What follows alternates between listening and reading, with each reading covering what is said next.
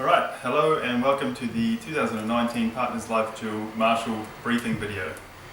I should probably just make a nondescript one of these and then I don't have to keep making one every year, but anyway, I enjoy it and every year there's new things to add, so here we go again. We decided to make it online so that, because people have lived busy life these days obviously and they find it hard to find the time to come to a briefing in person, so if we put it online it's nice and easy for everyone to watch it. We're going to be giving you another briefing in the morning, which I'll discuss in a minute, and then another briefing again when you get to your Marshal point. But we thought if we cover a few things now, then that'll save a bit of time in the morning, and so you can start getting your head into the game. So thanks for volunteering your time to come and help us this year. I know a lot of you are coming back year after year.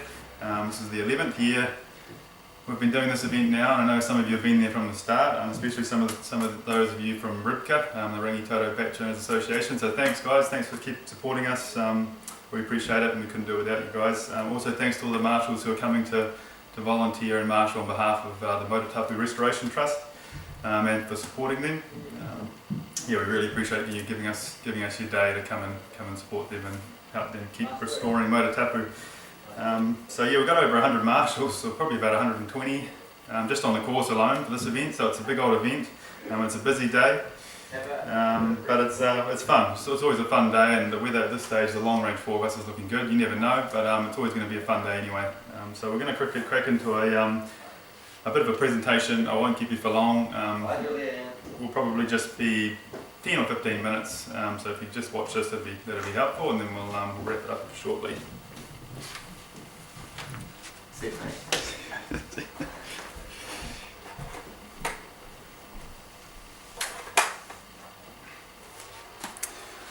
Alrighty, so Partners Life Dual, 23rd of March, in case you didn't know, so that's Saturday, 23rd of March 2019, so it's on the Motutapu and Rangitoto Islands. Alrighty, so what is it? It's a running, walking, a triathlon event, and also mountain biking, so it's the only time of the year you can mountain bike on either of the islands. So there you go, it's 42k, 26k mountain bike, 42k marathon and a 21k half marathon, both of which travel over to Rangitoto and Motutapu. A 10 and 6k stay on Motutapu, but they cover a good lot of ground. The triathlon goes on both islands. It's a 1k swim, 26k mountain bike and a 10k run. And as I said before, the only time of the year you can mountain bike on both islands, which is pretty special. And we use almost every trail on both islands. That's a big old course. And we'll be over there from Tuesday, the week before, marking. It takes us a good 3 or 4 days just to mark all of the trails for the event. Okay, so this is the important stuff. How will I get there? If you're intending to come and camp, which you're entitled to do, you can come and camp on the Friday if you'd like. To get out of Auckland for a night, you're coming over on the Friday ferry, and that's at 7 o'clock from Auckland.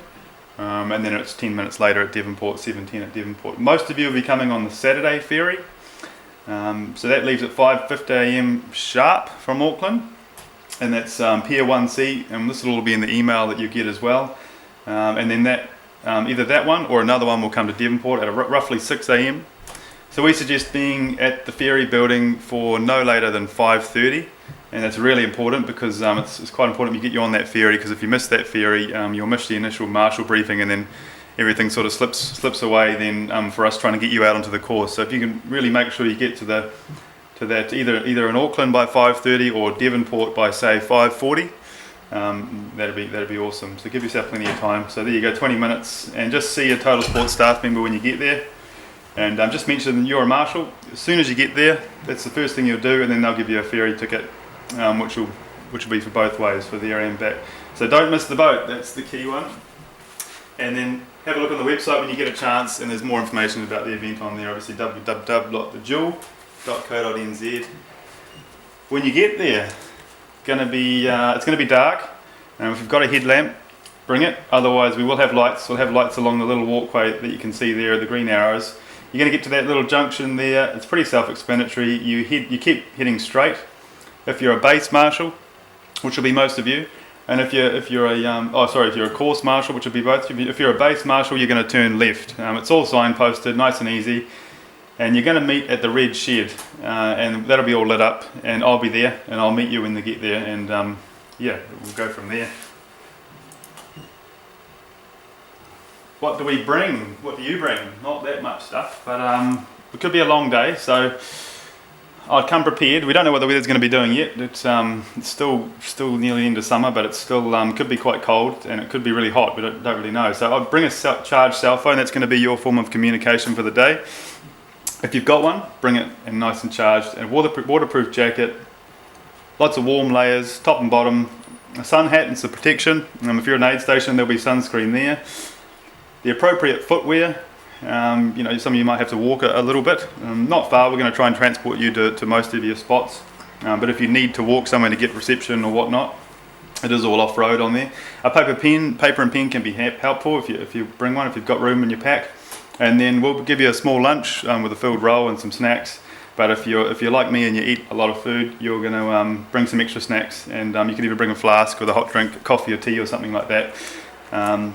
And then anything else you'd like to just make your day more comfortable. So a book, a chair, some music, an iPod or something like that. You can dress up, you can do whatever you like, bring a horn, bring a cowbell, anything like that, just to make your day more fun, because it could be a long day for some of you out there. And we want to make sure you're comfortable and having a good time. So biosecurity, have a quick read of this. This will also be in the email body that you receive. But basically both islands are pest free, so completely pest free, and they're also fire free now, so no fires are allowed on either of the islands. There's a complete fire ban, basically just because it's been so warm and so dry.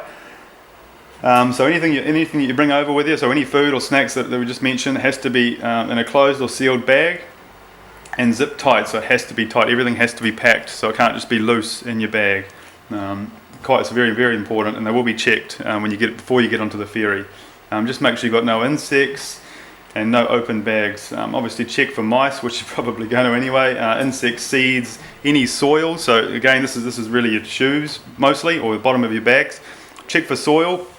Make sure there's no soil on there at all, and clean it off if there is. And then right through to your laces, your seams. Get really thorough, because they will check. They will check everything, and we don't want to. You don't want to be on the wharf having to clean everything off last minute. It's not much fun.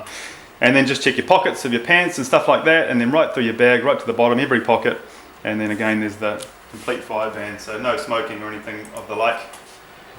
What you'll get from us when you get there, we'll give you a briefing first, and we'll introduce you and welcome to the island, and then we'll give you a Marshal map. So that'll be a map with have your position on it for the day. Emergency and incident communication protocol, that's basically the numbers of who to call and when. So my number, the medical manager's number, and the course crew numbers. Incident report form, feedback form, self-explanatory, and then lunch. So you get a filled roll, as mentioned, and a piece of fruit and a drink, which will be a one above electrolyte drink.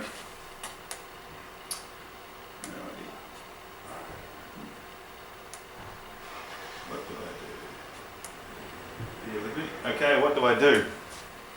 So, some of you will be on aid stations, so you'll be, for the most part, filling up cups, and we're trying to go more cupless. We've got quite a few compostable cups out there, but we're going to try and get people to reuse the same cup as much as possible, and then we'll compost them all, so we're trying to leave no waste at the end of the day. So basically, if you're on an aid station, it's quite simple. You're filling up cups and food, and so there'll be bananas and snacks and things. So it's just topping them up, really, and cheering people on. Some people will just be a marshal, so they'll just be steering people in the right direction at tricky spots. And others will just be there as a form of communication and just a friendly face, so that participants know they're still being looked after and supported. This is an example of the map book that you're going to get when you arrive. We'll highlight where you're going to be on the day. So that's a map of Rangitoto, that one there. So some of those are all the Batch Owner Association people that we're going to be on that island there, and we'll highlight the little point where you're at, and it's called a CP point, so we call it a course point, and it's just easier than if you need to text us and tell us what's going on. You can just say I'm at CP 24, and we know exactly where you are, rather than trying to describe it, which can be pretty tricky. There's your course point description. So we're all going to, this will be on the back of the map, and so there's 24 at the top there, Rotary Centennial Walkway, and then it has a little description as to as to what you're going to be doing for the day and who comes through your point and where they travel. And then there'll also be on the right hand side there some times, some rough times of when you'll be there in the morning and roughly when you'll finish at the end of the day. This is that emergency protocol I mentioned, so it's basically just the names and numbers of the important people that you need to call. So my name's at the top there, and then also we'll have our medical manager's name, and then there's a number of other people you can call if you need assistance for whatever reason. Okay, course signage. So this is what the participants are going to be following out there on the day. So pretty simple, really. When you get to your spot on the morning, it's quite good to have a look around and just get a feel for where people are going to be coming from and where they're going to be going, so that when they come, you'll know exactly what to do. Because usually the guys at the front come through pretty quick and they don't look at the signs; they'll just yell at you. So just get a feel for what happens on your spot, and then if people come and they're in a rush, just tell them to slow down and follow the signage. Basically, the course is going to be well signposted. So emergencies and incidents. So pretty simple stuff. Just stop. Don't place yourself in danger, especially with things like mountain bikes flying down hills and stuff like that. If someone's had an accident, the first thing is don't put yourself in danger. We don't want more people getting involved. So just make it safe as much as you can. Try and communicate, and there you go. Reduce further risk. So that could be, for example, if someone's fallen off their bike, just moving the bike and the person just slightly off the track. If it's on a blind corner, so that people don't come around and then more people end up crashing in the same spot. The emergency protocol there, that's just obviously you're going to be messaging me, and it has it all in there, who to message and when. So either me or the medical manager, let me know what's going on. And then just assist if you can, basic first aid until we get there. We're going to have medic teams on both islands roaming in side-by-sides, little four-wheel drive vehicles. So we should be able to get around and get to you pretty quickly. But that's just what to do initially. So once you are relieved, it's important. The most important thing is not to leave your post until the tail end as Charlie has been through, or either myself or one of my course members has come and told you that that's it, that's the last person and you can go now, and in which case we'll transport you back to the base, or you can walk if you're close. But it's important that you don't, usually with these events there can be, with the last couple of competitors, there can be big gaps between the last 2 or 3 people, and it you get a feeling that everyone's been through. But it's that last 1 or 2 people that really need your help the most, as they're getting a bit tired and had a bit of a hard day. They need you to cheer them on and send them in the right direction. So if you can wait until the tail end Charlie gets to you, it's quite important. And they'll have a high-vis vest and they'll tell you that they're the last person. And then the post-event, so MRT, the Motor Tapa Restoration Trust, they'll put on some food and a drink for you down at the event base there. They've got a caterer and everything like that. And there's a band down at the finish line as well. So enjoy the music, have a drink, have some food when you get there, and they'll be there, right through until 7 o'clock till the last ferry. So you got heaps of time. Don't stress if you're still out there 3 or 4 o'clock. There'll still be some stuff left for you when you get back. And there you go. There'll be ferries heading back to Devonport all afternoon, from 12:30 actually, and right through till 7 at night. And then if you want to, you can camp on the Saturday night as well. Or you don't. If you don't camp Friday, you can camp Saturday if you like. Bring your stuff over with you. And then there's a ferry on Sunday midday.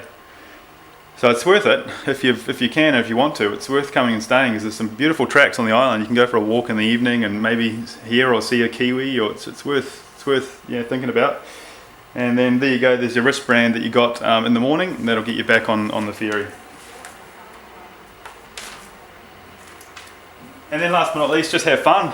It's the more fun you have, the better. The more fun your day is going to be. It sounds kind of silly, but people sort of react to you when runners can be tired and knackered, and they're trying to come up a hill, they're knackered, and you just sort of stand there and point them in the direction. They're not going to give anything back, and it's not going to be much fun. Could be quite a long, boring, slow day. So the more you cheer people on and the more fun you have with it, they're going to respond. They're all high on endorphins, and they'll give it back, and then it'll be the day will whip by, and it'll be awesome fun. So most of you are on good spots for the day, with beautiful views, and it should be lots of fun.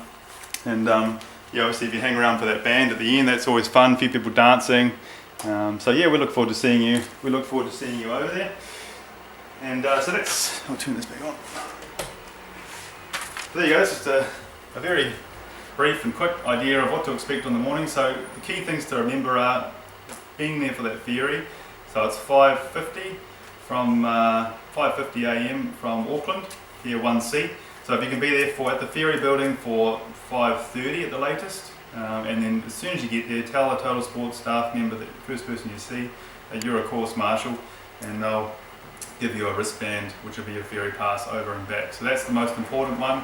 And then when you get to the island, you're just going to continue straight and just beeline for that red shed, and I'll be there. I'll see you there, and then we'll give you another small briefing in the morning. We'll get you your lunch, your high-vis vest, and a bunch of stuff, and then we'll transport you out onto the course. And then I'll be roaming around all day, and I'll come and see everyone and make sure you're happy during the day as well, so we're not just going to leave you out there. Yeah, but it should be lots of fun, and we look forward to seeing you. Thanks for helping.